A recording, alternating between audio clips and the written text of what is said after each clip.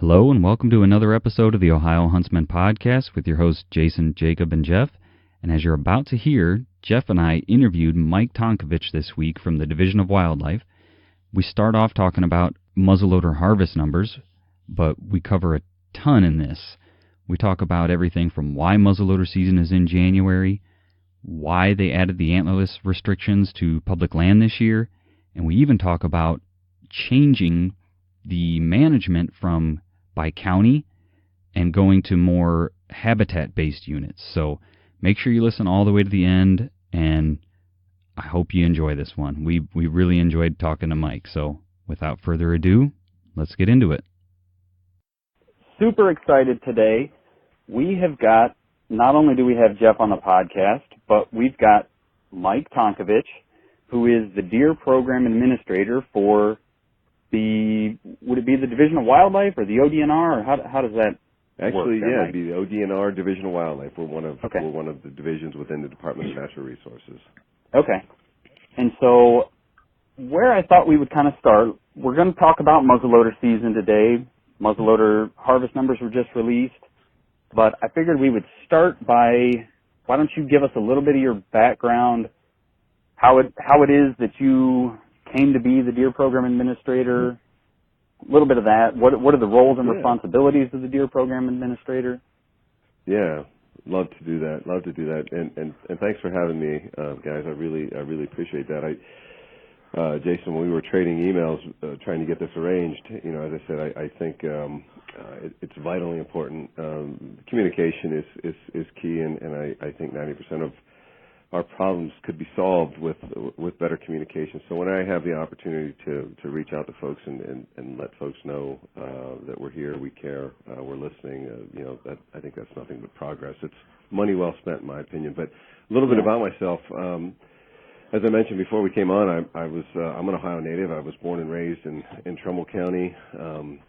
Some time ago, we'll leave that information for another topic, I guess. But born and raised in Trumbull County, graduated from Warren Western Reserve, left Warren and went to Columbus. I graduated from Ohio State with a bachelor's degree in wildlife management from the School of Natural Resources there, and then I left and went on to become a Hokie for the next 8 years or so, where I earned a master's and PhD from Virginia Tech. Both of those came in the Department of Fisheries and Wildlife Sciences. Worked on both master's and PhD were really habitat-oriented projects. The first working on non-game birds and looking at habitat relationships on farmland, modeling habitat relationships on farmlands there in Southside Virginia, and then I stayed on to do a PhD working on quail. So hate to disappoint everybody, but I don't really even have an education on deer, but I've had the last 24 years. I've had the last 24 years to accumulate that information, and we've got, to make sure that we keep the train on the tracks, hired a wonderful young man. He's younger than I am. My right-hand man, Clint McCoy, in 2013. He does bring a wealth of deer experience. His master's and PhD both. Working on deer, so we've got that covered. But I remember vividly, drove to Massachusetts, of all places, for one of the few interviews that I got when I was trying to finish up my PhD, and made it clear. I made it clear to the folks that I was not really prepared to answer a lot of deer-related questions. Of course, I grew up hunting with my grandfather in western Pennsylvania. And I said, I'm not really prepared. I know boys and I know girls and I know they have fur and 4 legs and all that kind of stuff. Right. But beyond that, I said, I'm really quantitative. I said, but I don't know a whole lot about deer. I said, oh no, don't worry. We figure if you can get a PhD, you can learn deer. I'm like, that sounds great. I'll make the run from Virginia to Massachusetts. And I get there, and the very, very first question, and this is the honest truth, the very first question was, so, Mike, tell us, what is the best overall indicator of deer herd quality to use over the long term? And I'm like, you are kidding me, right? I had no idea. Of course, it turns out it's yearling antler beam diameter, and that's a great story. That's only part of the story, because I actually talked to a gal who eventually got that job, worked in that job for a number of years, and she said, Mike, I had the same interview, the same first question. So I didn't know, but today I certainly do know that yearling beam diameter is in fact one of our best overall indicators of long-term deer herd condition. So we use that a lot. But anyway, so left there in '95. I ended up interviewing, did a phone interview with the Division of Wildlife at '95, and I thought for sure that I would never hear from them again. And as it turns out, I must have done all right, and they offered me the job. So actually, they offered me an in-person interview, and then I got through that. So without a whole lot of deer experience, I brought a lot of enthusiasm to the Division of Wildlife, and I guess that it turns out that I think my boss knew exactly what he was looking at, because it takes a lot of people skills to do this job, and not a lot of. I mean, I'm not downplaying the science side of things, because that's really important too. But as you guys can imagine, I work a lot with people. So I started in 1995, and that's what I've been doing since. I live in Athens County with my wonderful wife, and I have two amazing children. One's a freshman at Kent State, and the other is going to be running on a scholarship at Ohio University starting in this fall. So that's my story. We can talk about, now that we got that out of the way, we can talk about deer. Yeah. Yeah, that's, thank you for running through that for us. No, that's perfect. That's perfect. Okay. I appreciate you running through that for us, because, I didn't know your story, and I'm sure there's a lot of listeners out there that don't know it either, and so that helps kind of set the stage a little bit where you're coming from, where your background is. Yeah. And so I think that's important. So one question before we get into that, I had two kind of untopic related questions, but yeah. With all of that, do you still have time to deer hunt?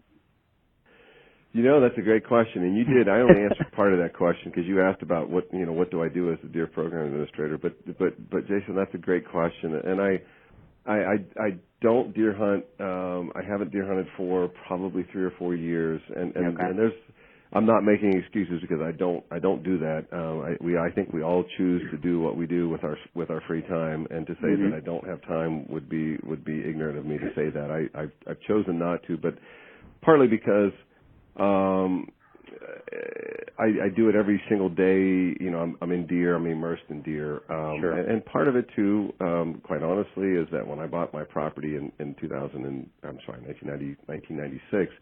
The deer numbers were fairly low, and it was about hunting and learning deer movement and deer behavior and deer habits and that type of thing. But when deer numbers got really high, I guess they must have had a pretty poor deer biologist or something to let that happen. But anyway, when deer numbers got high, I sort of lost interest. And then, of course, my kids have been really heavily involved in sports, and I have not missed a single event. And we have some other things that, my wife and I both work full time. We have some other things, other side jobs, that we work on together. And so the long and short of it is I have fallen out of hunting, but I have to say it qualifies me. I think it still allows me to do the job that I do, and sometimes I think in some ways maybe even better. But I think I've got to say something that I think listeners really need to know about Mike Tonkavich, and that is that I know that there are folks out there that are listening, probably perhaps right now, that feel that our job is to make your hunting experience miserable. But boy, oh boy, that couldn't be any further from the truth. And talk about having the most passionate person working for you. I think even though I'm not carrying a bow into the woods much anymore, I would love for every hunter to be successful, every hunter to have a pleasant experience, every hunter to be able to get to the property that they'd like to get to. But managing a deer population is incredibly challenging. I mean, you've got, as you well know, we've got 11 million residents in this state, and I really, the truth is, I'm not going to be bashful about it. I work for all 11 million people. I know that not all of those folks pay our salary, but we have obligations, whether it's Lyme disease, whether it's deer car crashes, whether it's agricultural damage. We have to be mindful of all of those folks, and so it's a constant. As a deer project leader, deer program administrator, guys, it is it's probably best summed up as a tightrope walk. It's constantly trying to balance those who want more, those who want less. and trying to find that middle ground, whether it's the timing of a season, the number of deer, the opening of the season dates, whether you start on a Saturday or a Monday, there's just it's a constant struggle to try to keep that, and then facing disease threats and license sales. So that's kind of the day in the life of a deer program administrator. But I can say, again, that not wearing those muck boots and getting into the stand with the camo on has not prevented me, I think, from being as passionate as I can be about working for those hunters in Ohio. Sure. Yeah, and I'll tell you, I do not envy you with, like you said, having to juggle all those interests and keep everybody in mind. That I'm sure that's a tough role. I do not envy you in that sense. Yeah. So with that, do we want to jump into muzzleloader season then? That'd be fine with me. We can talk about anything you guys like to talk about. Yeah. Absolutely. Okay. Be happy to. Yeah. All right. So I guess we'll start with harvest numbers, because you guys just, like I said earlier, you guys just released the harvest numbers for muzzleloader season this year, and if I'm seeing right, it was just over 14,000 deer this year. Yeah. Yep. We were up a tick over last year, which was as seasons go, one thing that happens is 24 years. This is probably, I guess this will be my 24th deer season. They sort of run together, but also they sometimes you have years that stand out as really amazing, really disappointing. This would probably qualify as one of those years where you're really not sure what the heck to make of things. It's been to put it scientifically, it's been an interesting season, to say the least. We've had a few things going on that speak to some of the declines that we're seeing, but muzzleloader season was a surprise, and that in and of itself simply because of the weather. I mean, I know it opened on a weekend, but Saturday and Sunday, guys, listen, I was out. We have 4 vehicles in our family, and I was out as long as it took me to wash those 4, plus in and out of the house, out to the pole barn, and didn't hear a thing, but thinking to myself, man, it would be a tough call, hunt or take care of some, the last leaf raking that needed to be done, or gutters that needed to be cleaned out, or take the Christmas decorations down, and then to find out that we ended up killing, more deer than we did last year. I was really pleasantly surprised with that. But to counter that, I think as I've told folks all along, the deer are there. I believe in my heart of hearts the numbers say they're there, and so if you don't kill them in muzzleloader, or if you don't kill them in the gun season, and you have them, the bonus gun fails to produce a sufficient harvest, the deer don't disappear. They don't pack their bags and leave to adjacent states. They're still there, and so there were deer on the landscape to be harvested, and so the muzzleloader hunters. Even if the numbers were down, I would argue that probably what happened is guys were really successful out there. Just had a great season. I mean, if you like warm weather, that would have been a great season to get out. It was almost like early fall. I mean, it was really. I was quite surprised. I expected anything. If it would have been down to 9,000 or 10,000 deer, I probably wouldn't have really blinked an eye. I would have been like, the weather would really, cripple us again. But I'm happy that it turned out the way that it did. Yeah. How do you guys try to correlate weather during the seasons to harvest numbers? Do you look at that data at all? Like, it was super cold during muzzleloader and the harvest numbers were X, or it was warmer and. Do you guys look at that at all? Do you think weather plays an effect on harvest numbers? That's a great question, Jason. The answer to that is yes. Unfortunately, I wish we had long-term.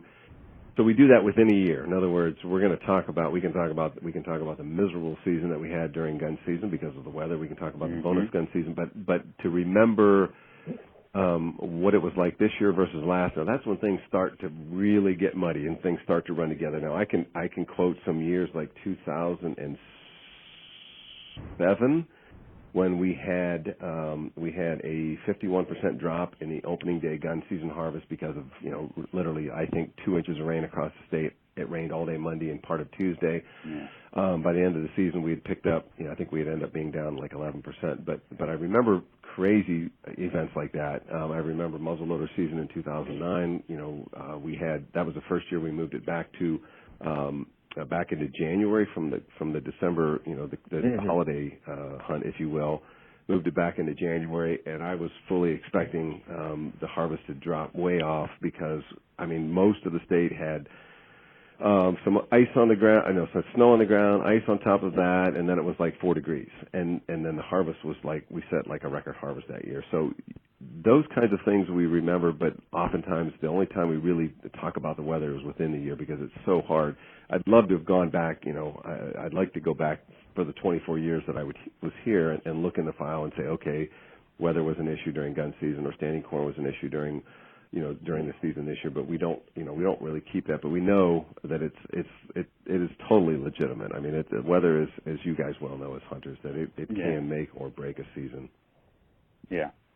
Yeah. So, a good question about muzzleloader season being moved from between the holidays until after the new year. Was that for more of a biological reason?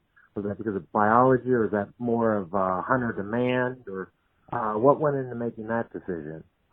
Yeah, that's a great question. That's a really good question. But it was all had nothing to do with biology of the species. Had everything to do with trying to manage the harvest. And let's go back to 2000.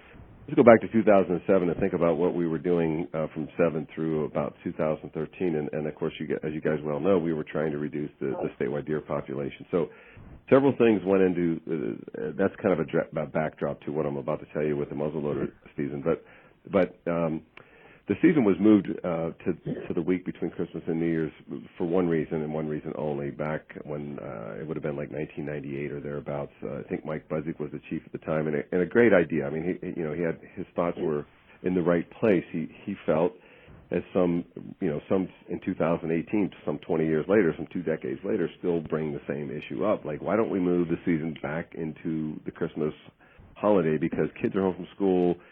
Parents are off work. Junior or Sally gets a muzzleloader for Christmas. They can go out and they can hunt, during the muzzleloader season. Nice idea. Well, when I began thinking about proposing to move the season back to January, one of the things that I looked at, one of the factors that I looked at was, are kids really participating at a higher rate during the muzzleloader season as compared to, say, for instance, the statewide gun season when kids, in theory, are supposed to be in school, with the exception of some districts, that give kids the first day off. I don't even know how prevalent that is anymore. When I was growing up, that was Pennsylvania.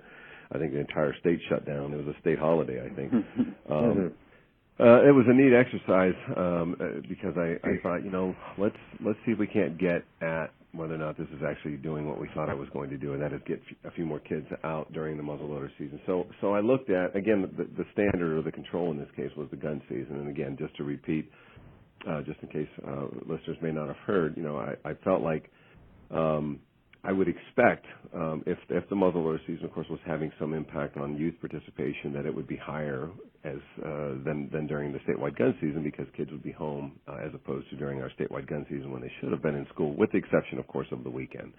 And now what I did, it probably wasn't truly participation, but it was actually harvest. What I looked at was harvest. So there could be some, I guess there could be an argument made that maybe success rates, because success rates are so much different, maybe different during the muzzleloader season as opposed to gun season. This wasn't a valid analysis, but what I ended up finding, guys, was that during the gun season, 7% of the harvest was taken by youth hunters, that is, those 17 or under, and then that was during the statewide gun season. But during the statewide muzzleloader season, as it turns out, it was identical. About 7% of the total harvest taken during the statewide muzzleloader season was also taken by youth. So in fairness, it could be that because of success rates, that participation was actually a bit higher during the statewide muzzleloader season. But that was only one of the things that we looked at. There were three things really. The other thing that we looked at was, I know this sounds silly, but we talked about weather earlier. But the reality is that we were looking to, by moving the season back into January, we knew that we increased the odds of actually having snow on the ground. And you and I both know, we all know, I should say, what that does for visibility and hunt success. So we were hoping to have snow on the ground because, again, that's where our conversation started with, was trying to kill additional antlerless deer. And the third and final thing was, you guys may recall when we introduced the 2-day bonus gun season, there were a couple years, if the 7-day gun season actually started late in the year, and some years it would actually start in December, it would mean that if you backed up a little bit further and went back to the 2-day youth season, which was mid-November, but then we fast forward 2 weeks later, we've got a 7-day gun season. We have a week or so off, 10 days off, and then we bring back a 2-day muzzle or 2-day bonus gun season, and then we brought back, a week later, we have guys out there for 4 or 5 days hunting with muzzleloaders. So we felt like a couple things related to that. Number one, the deer hunters certainly could use a break, as well as I do. You get some grief for hunting too much, time to build up brownie points. So if we space the seasons a little bit more, the hunters would get rejuvenated. They'd go back. They'd earn those brownie points. They'd earn that vacation time or whatever it would be. And then also the deer would have a rest from the guns in the woods. And so that was what those three things: the weather, the participation not being there that we expected it, and then also trying to give the deer and the deer hunters a rest were the principal reasons for moving it back. But it's so funny that we talk about balance and we talk about juggling. There was not a group, a crowd that I would go visit, whether it was the Deer and Turkey Expo, the Big Buck Club banquet, the Ohio Bowhunters Association. I don't care who I was talking to. If I said, okay, give me a show of hands, who wants to keep the season where it's at, the room would invariably be divided in half, always. I mean, there was never a majority in terms of where folks wanted that season. It was just, it was almost laughable because I could predict it would be 50-51%. We might get that kind of spread between the two. But so it works out. Now it's reasonable. But just the other day, someone brought that back up. Hey, why don't we think about moving the season to the Christmas holidays and maybe more kids would participate? I said, okay, how much time you got at that? Yeah. But a great question. Yeah.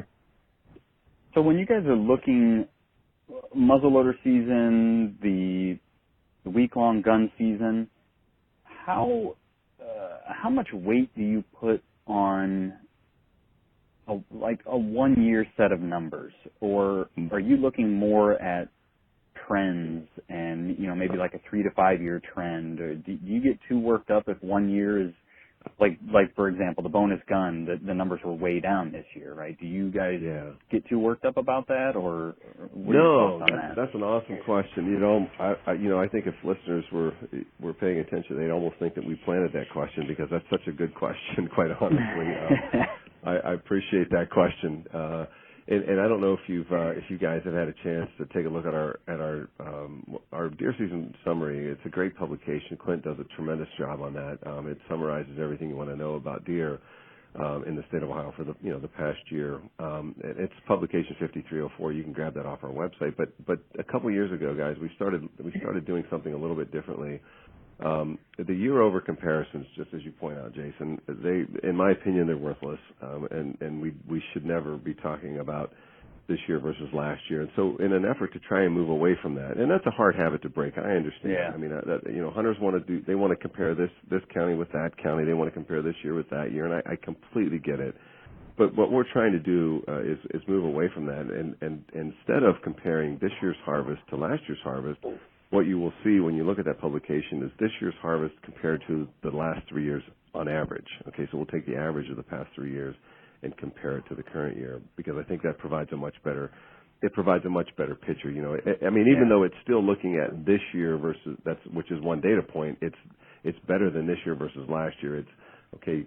Last year's bonus gun season was way down, but let's talk about why it was way down. And part of the reason why it was, or this year's was way down, whatever year you pick, I can tell you that oftentimes, and this is we kind of danced around this topic just a little bit, but one of the things that oftentimes, and I guess I kind of touched on it early on, is that the deer are on the landscape, and if you don't kill them last year, you're going to carry most of those deer forward this year. So Sure. so when you have a year, for instance, I like to call them artificial increases or artificial decreases or obligate decreases or obligate increases, because when you had a year like, let's just pick last year, let's just say the bonus gun season was down around 9,000 because of horrific weather or something like that. Well, even if this year, even if the deer population was stable and everything was the same, the harvest is going to come up simply because last year was artificially suppressed, right? Does that make sense? Mm-hmm. It was down not because of deer, but it was down for some other reason. So it's going to be up Right. this year. And so when folks start talking about, oh, the harvest was way up, what do you make of that? Well, what I make of it is it's just bouncing back from where it was last year. But so that's where the 3-year average is. We start looking at, oh, okay, I guess it's really not any different than what it's been over the last 3 years. So trends are, we started the conversation about that, that silly interview question that I had, and of course, even as you guys well know, looking at yearling antler beam diameter this year is really not a good thing to do, simply because of mast. I mean, mast crop can dramatically affect beam diameters. A very wet, productive spring can affect antler development, and you might see that. That would show up in this year's bucks, and then a good mast year would carry forward into next year's antler development. So they're putting the deer. It's this past spring of 18 would affect antler development for this year's bucks that we would be measuring, but this year's mast crop would of course affect the button bucks, which would put them through the winter in better condition and larger body weights and start them off on a higher a higher nutritional plane, if you will. Sure. So that would show up in next year's yearling antler beam measurements, a good mast crop. So we got to be mindful of that, and that's why we never ever really want to talk about. And we can talk about the public land regulations. I'm sure we'll get to that. And that's, someone asked me today, Mike, if you had to. Oh, no, that was actually yesterday. How long do you think that, I told someone, and I took a guess at how long you would like to see this regulation in place before you guys make a decision. And I said, I think you know the answer. It's going to be at least 3 years. Ideally, we would have it in place 3 years before we start talking about, the impact that the regulation had on the harvest. So, great question. The bottom line is, or to circle some of that all up, it's trends. We never really want to look at this year versus last year, or that data point versus that. It's how does this compare to the long-term trend? Yeah, and I sort of suspected that would be your answer, and I asked that intentionally because I'm kind of I'm kind of a data nut, right? I look at the deer summary report every year, and I pore over the data in there because I just love data, and you find yourself as a hunter wanting to go, boy, last year was way better, or this year seems, to be way better, but that doesn't paint the entire picture. So I'm glad that you kind of explained that and expanded on that for us. Yeah. So, Jeff, do you have a question you want to ask, or should I keep going? Well, just kind of going down the same vein here. Total harvest numbers are down compared to last year. But basically you're kind of saying that that's not much to worry about.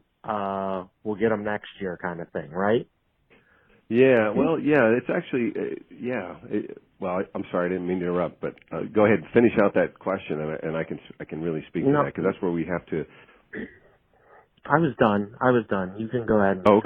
Okay. Yeah. But that's a great question. So just before we started today, guys, one of the things that I wanted to do was look at the harvest in segments, through the season. Now, which is not something I typically like to do, because that's where you can get into some hot water when you start talking about.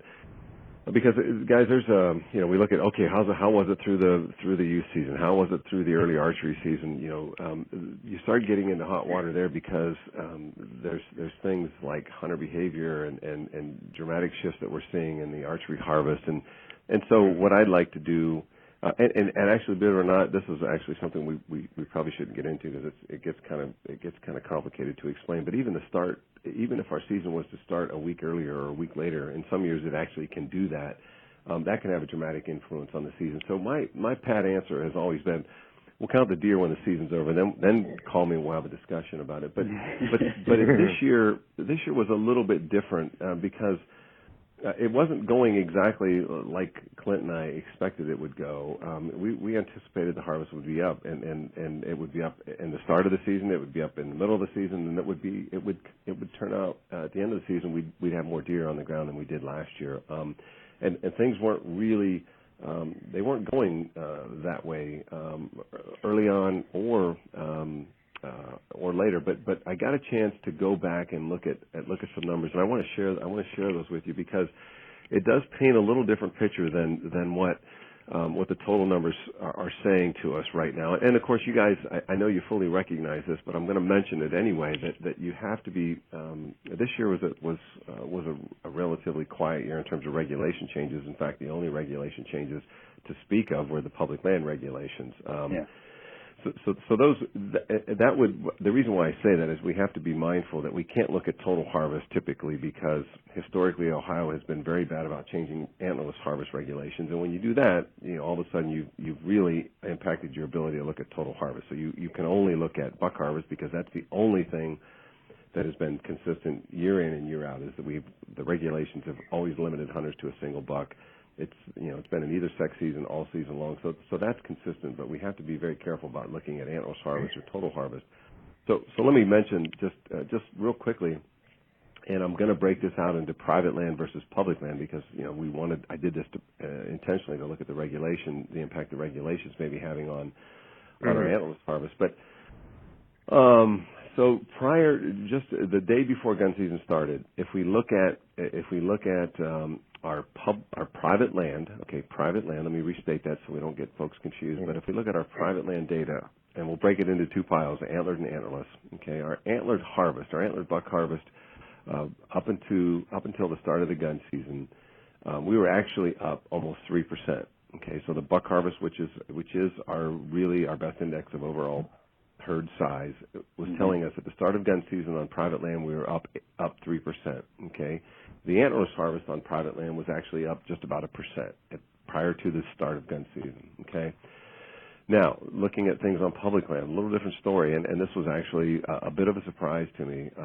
But prior to the start of gun season, our antlered buck harvest on public land was already down 8%. And amazingly enough, Clint and I cannot get our heads wrapped around this one. But prior to the start, and remember, there are no regulations affecting the public land antlerless harvest at this point, but the antlerless harvest prior to the start of the gun season was already down 27%. Okay. Wow. So where we stand today, again, if you look at things through, this would have been through the muzzleloader season, so not necessarily today, but through the muzzleloader season. If we again break things out, public land, private land, we'll start with our private land antlered buck harvest. Right now, we're only off just a little over 4% in terms of our buck harvest on private land. Now, remember, most of our state is privately owned, so we're talking about most of our population. The antlerless harvest, on the other hand, on private land is off about 8%. Okay. Public land, very different story. We're down. Our antlered buck harvest is off almost 19% on public land, and our antlerless harvest is off 44%. Okay. So a good chunk of that is through. Now, the other thing that I didn't mention to you, and I guess we can go over one more set of numbers. We'll just talk about the public land because I wanted to mention this. That if we look at the harvest through the end of gun season, so this is obviously. Clint was thinking ahead, and he said, well, let's look at what things look like before the start of gun because we had a miserable gun season. Let's face it, Monday and Tuesday were horrible. Yeah.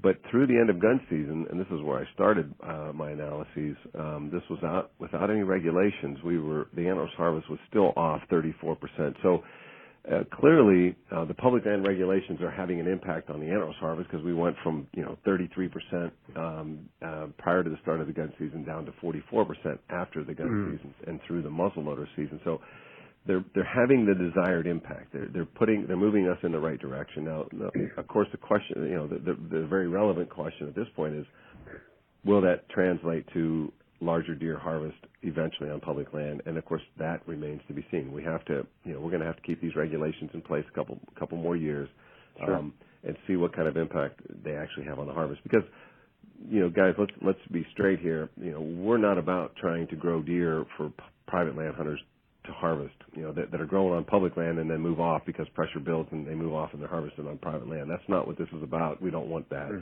Because the other thing that we could end up with is, that obviously could benefit private land hunters, but it also could result in conflict on those adjacent private properties. We don't want to end up in more deer strikes. We don't want to end up with more crop damage complaints adjacent to our public lands that are under these regulations.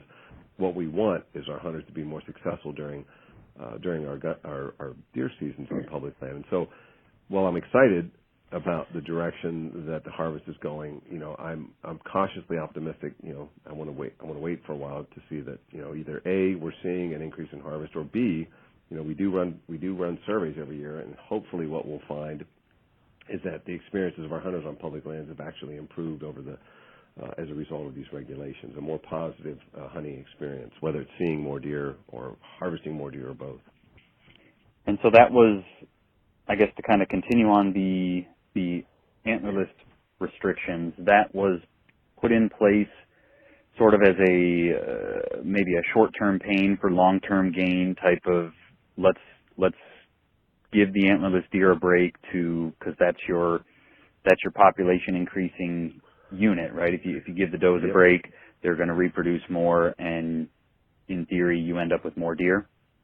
Absolutely, yeah, you nailed it precisely. I mean, there has been building support for us doing something to reduce the antlerless harvest on our public lands. In fact, 2/3 of the people that we surveyed in 2015, I believe this is, or 2016, maybe we combined these data sets, but 67% of hunters said that we would like you to reduce antlerless harvest on public land. Now there was some discussion about how we do that, but the idea is that yes, if we give our public land antlerless harvest a break, we can actually grow a few more deer because what we're finding is that we have the empirical data that says hunting success is on public land is half of what it is on private land. The hunter satisfaction scores are much lower on public land as opposed to private land. So, and the other thing, guys, and it's really it's worth mentioning. I'm sorry for rambling on here, but one thing that I want to mention is just so telling.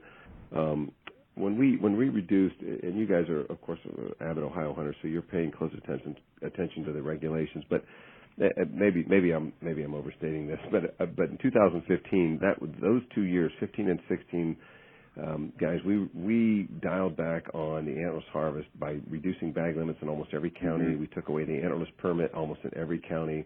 Less 7 urban counties, and so the idea there was let's give, we've done our job. We've came in and we reduced the deer population down to goal. It's time to dial back on the harvest of antlerless deer so that the deer population can recover, because if we keep the regulations in place, we're going to continue to reduce the deer herd. So that said, what we were able to do, guys, and just a quick population dynamics lesson here, what we found is that, and these are kind of ballpark, but what we find is that if roughly 60% of our total harvest each year is antlerless, then the deer population is probably going to stay relatively stable. If we move that up to say 65%, anything above 60%, we're going to reduce the population because we're taking too many antlerless deer. Anything less than 60%, what we're going to see is a population rebound, okay, because we're sparing a lot more antlerless deer, and so populations tend to grow, okay. So 60% is the magic number. Anything more, you're going to reduce. Anything less, you're going to grow.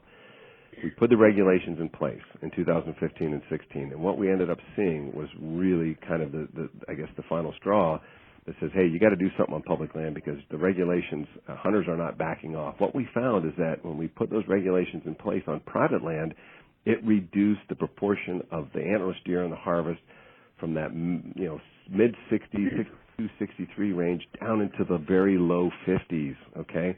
But we did, when we looked at just the public land data over those same 2 years, guys, it didn't drop below 60%. Guys were still shooting the last doe they saw. Okay, so the reality is that, because the reason why I mention that is folks are like, well, I'd be fine with it if you did it on every single piece of property, private as well as public. And the reality is we could not. If we did that on private land, we'd be having deer come out our eyelids, if you will. Okay. Right. So our deer on public land need more protection. That's the only way we're going to grow deer is to provide protection, because it's not going to come voluntarily by our hunters. Because, let's face it, deer are hard to come by sometimes on public land. Not all public land, but some of the real heavily hunted areas, deer numbers are low, and so guys are shooting the first deer they see because they may not see another deer.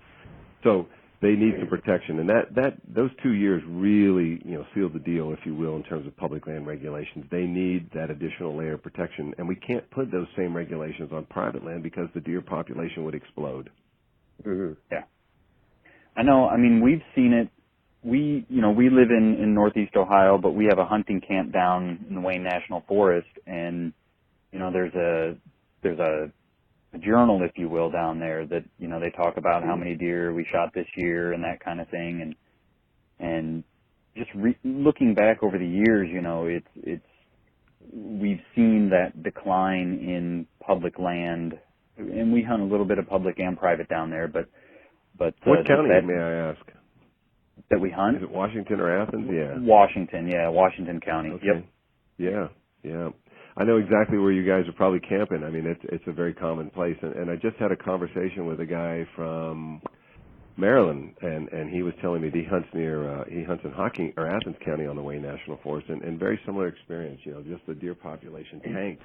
And when Clint and I were talking today, I said, let's go back and look at some of the numbers from previous years, and this decline on public land it really has been at work for a couple of years now. I mean, I think they just need a break. I mean, and you put it best, Jason. It's a short-term sacrifice for really, I think, a long-term gain, and folks need to recognize that. Yeah, it's kind of biting, And the beautiful thing is, I mean, the reality is, okay, you're not buying into the regulation. Well, shoot your antlerless deer before gun season, then, I guess is really so we still even have options for folks that, in fact, that if everybody decided to do that, obviously the regulations would have no impact whatsoever. So even again, there's that balance. We basically, I think of a hot water tank, that's got that relief valve. If guys don't like the regulation, they obviously have an out. They can shoot an antlerless deer, because some folks tell us the only day they had to shoot an antlerless deer was during the muzzleloader season, and there probably are guys that are limited to public land and only have opportunity to hunt antlerless deer during the muzzleloader season, and I feel for those guys. But the majority of folks supported the regulations, and most everybody had an option to hunt either. And that's the other key thing that's worth mentioning, is that we know from surveys that there are only 6%, 6 out of every 100 licensed buyers in the state of Ohio find themselves limited exclusively to public land. So 94% of our hunters may not be the best option, and may not be the best private land, but 94% of our hunters had an option. So this was all around it, I'd say, guys, one of probably the best and most supported regulation changes that we've made, at least in my career. Yeah. So I guess one question I'll ask is, do you guys have, how do you measure hunter participation? How do you know how many people are participating in, say, the muzzleloader season? Yeah, that's a great question. It comes from an annual deer hunter survey, which I won't get up on my soapbox and gripe about participation, but because I know that everybody is surveyed to death, and I recognize that. But I'm hoping that maybe my passionate plea for people to participate more will really help us, because it has dropped to levels that I never thought I would see. I mean, we're getting maybe 10, 11, 12% of our surveys returned. We'll send out 10,000 surveys this year, and we may get 1,200 of them back. Hey, I filled out my bow hunter survey this year. Well, thank you. I got an email. Yeah, that is that is probably one of the best pieces of data that we have going for us. And folks, I really don't want to get on that soapbox, but you cannot imagine we won't make decisions without data. I mean, so it's either going to be status quo from here until eternity if you don't turn your surveys in, or we don't want to manage based on gut feeling. I mean, that's just simply something that we want to avoid.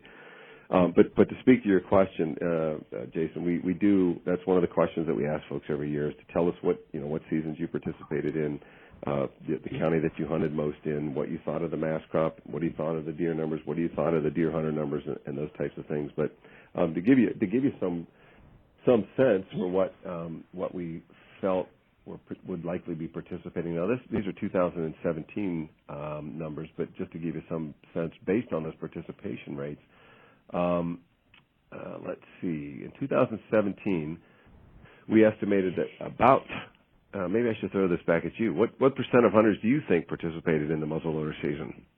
Just to turn the tables. Ooh. If I had to throw a wild guess out there, I would say maybe 30%. Oh man, really close. 35. That's what we estimate. Yeah, about 35%. Now keep in mind this does not include landowners. This is really licensed adult resident hunters. So we're not surveying non-residents, we're not surveying landowners, we're not surveying youth or non-resident hunters, as I might have mentioned. But among adult resident hunters like yourself, 35% of them indicated that they hunted during the 4-day muzzleloader season last year, which turned out to about 72,000 hunters participated in the statewide muzzleloader season last year. So really close, yeah. Well, I'm glad I asked that question and kind of gave you an opportunity to get on your soapbox a little bit, because I do find, and it's frustrating, and I'm sure it's even more frustrating for you guys, that people like to gripe and complain, but then when you ask them, well, did you send them an email? Did you fill out your survey? Well, no, and so I guess it's my sort of public call to action that, if you guys are getting an email or a survey in the mail, or did you guys send them? Because the bow hunter survey, I got an email. Yeah, and that's the other. We're trying to, unfortunately or fortunately, I guess everything is moving to the electronic platform, and that's where our deer hunter surveys are coming from. But, I think we have email addresses for almost half of the hunters that we have, and I really, truly, I'm not harping on folks, because I know, people want to know what type of toothbrush you use, what kind of car you drive, everything. They want it, and I'm like, oh man, I got to return the survey because I got to walk the walk, Yeah. And so I try to participate in everything, and so I understand completely. But folks need to understand that, we manage the other thing that we really didn't talk much about. But the state, we don't manage the state's deer population. Right now, we manage 88 different deer populations, which means we need 88 data sets, and we don't have 88 data sets. So we have to borrow. We have to borrow participation rates, and we have to borrow age, sex, and condition data, and we have to borrow opinion data from the counties where we have information, and extrapolate and project that into those parts of the state where surveys are falling low. Now we're talking about moving into deer management units, which would lower 88 units down to 26, but still. We really, really need folks to return their surveys. Participation rates, ideas on seasons, start dates. All of that stuff we wouldn't ask if we didn't care. It's not lip service, I can assure you that. Yeah.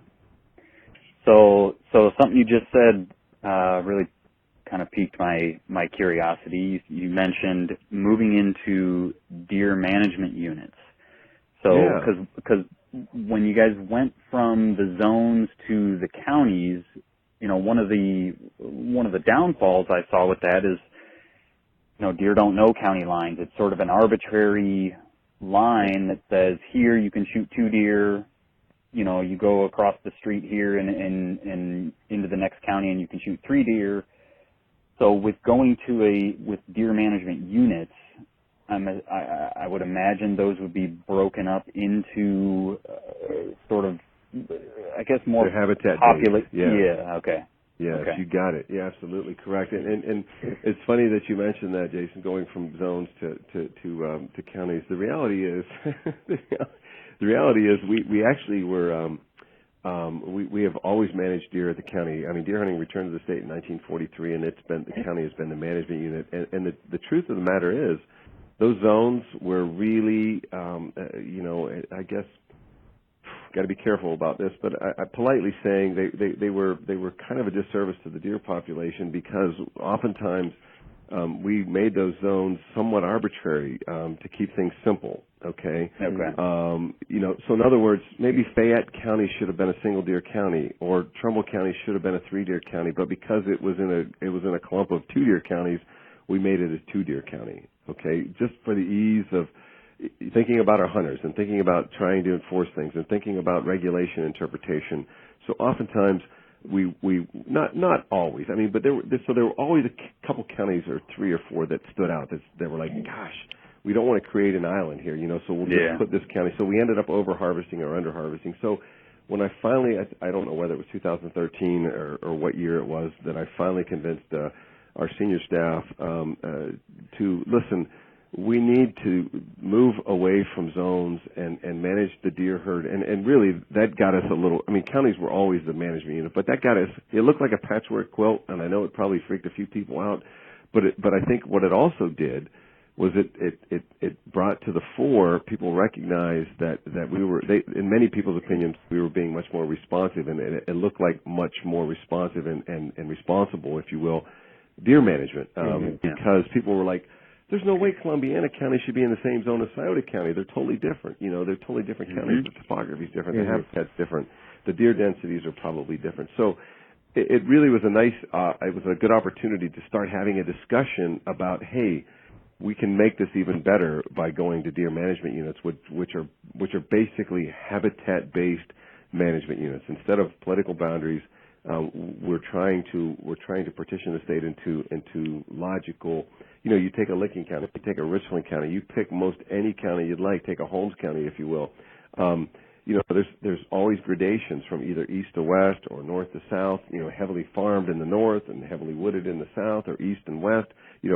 Pick your county, and you're going to find a situation where it just makes sense to divide the county up, because a single regulation is not suitable for most counties in the state of Ohio. Now, there are some blocks of, there are some counties where it makes sense, where you have relatively homogeneous habitat across the landscape. But by and large, there are very few counties where deer distribution is evenly distributed, and hence a regulation placed on top of a county where deer numbers and access and hunter pressure varies from township to township and even from section to section makes no sense at all. So I'm really excited. I'm hopeful that this fall of 2019 hunters will see deer management units in the state of Ohio. Okay. Yeah, that's great to hear. Yeah. They've been really supported. Yeah, they've been really supported by our hunting publics. Really, because we've talked about them since 2012. I mean, people are aware of them. They're looking for them. They understand them. We had a deer stakeholder group that we just wrapped up in the spring of 18. Unanimous support by that very broad constituency. They understood them. They're like, they make sense. Why haven't we had them sooner? Those are the kind of reactions that we get when we talk about deer management units. Yeah. Okay. Well, we are, believe it or not, coming up on an hour here, and I don't want to take up too much of your time. So is there Jeff, do you have any concluding questions? And Mike, do you have anything you want to touch on before we call it quits today? I don't have any more questions. Well, no, I don't. I mean, if I start talking about deer, we could be here till 7:30. So I will leave you guys with a thank you for having me on. I really I appreciate the opportunity. I hope we can continue to do this. I would imagine there's probably a lot of things that we can talk about if you guys have the time and the desire. We can certainly make this happen. So thank you for having me. Well, yeah, and I want to thank you. Yeah, I want to thank you for coming on and taking time out of your schedule. Really appreciate it, and I would love to do more of this, because I know I could continue to talk your ear off here and just listen to all the things you have to share, but I haven't eaten dinner yet tonight, so. Yeah, that's right. So there are more important things than deer right now. It's sure. An empty stomach, right? Yeah. So, well, with that, Mike, thanks again. This has been You're very welcome. An awesome conversation, and I think our listeners are going to appreciate it. So. Okay, I look forward to talking to you guys again soon. Yeah, will do. Yep. Thank you. Thank you. Right. Bye now. Bye-bye. And there you have it. I want to thank Mike for taking time out of his busy schedule to talk with us. I hope you guys enjoyed that. We really enjoyed talking to Mike and found it super interesting.